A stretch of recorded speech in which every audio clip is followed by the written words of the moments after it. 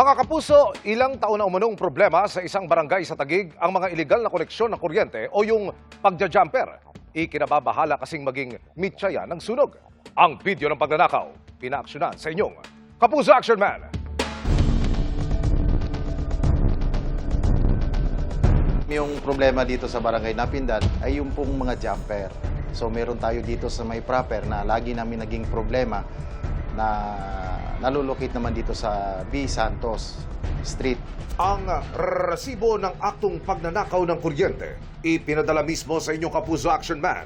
Makikita sa video ang isang lalaking may hawak na kable na walang ano-anong ikakabit naman sa kawad ng Meralco. Ang talamak na pagnanakaw ng kuryente ilang taon na umunong kalbaryo sa B. Santos Street sa Barangay Napindan, Taguig City. 24/7 po ito, ma'am. Every time na puputulin namin siya, i-operate namin, putol, maya-maya kakabit, putol kami, kakabit nila. So, anong reason, sir? Bakit sila nakiki-jumper? Ang sabi lang po nila, wala pa silang perang magagamit para sa pagpapakabit ng kuryente. Kaya lang, that is not the reliable reason para hindi sila makabitan. Ang iligal na koneksyong ito, ilang beses na umunong muntik maging mitsa ng sunog. Hanggang sa minsan ay lumiliyab, o hindi lang minsan, parati kapag lalo ngayon, panahon ng tag-init, napakadelikado. Kailangan na rin kaya lumapit kami sa ganitong mga segment kasi kailangan na rin namin ng tulong para makatok yung opisina ng Meralco to intensify itong campaign ni Barangay. Oh, sabi mo lang yan ko.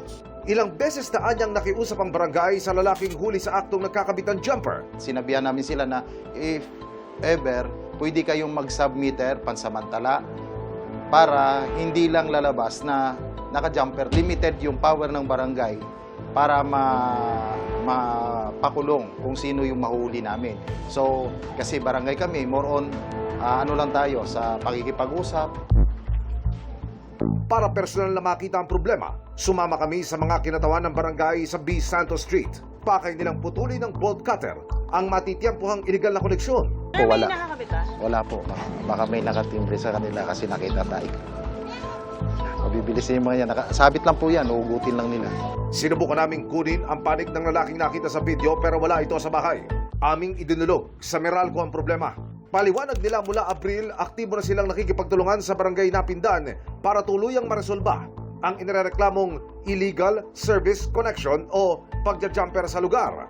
Ito ay makaraang mapag-alaman na nagpapatuloy pa rin ng iligal na gawain sa kabila ng makailang ulit nilang pagtatanggal ng mga kabling ginamit sa iligal na koneksyon.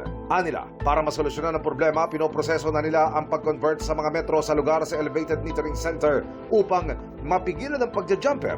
Bukod dito, naghahanda na rin ang Meralco para sa legal na aksyong ihahain sa mga gumagawa ng iligal na gawain ito.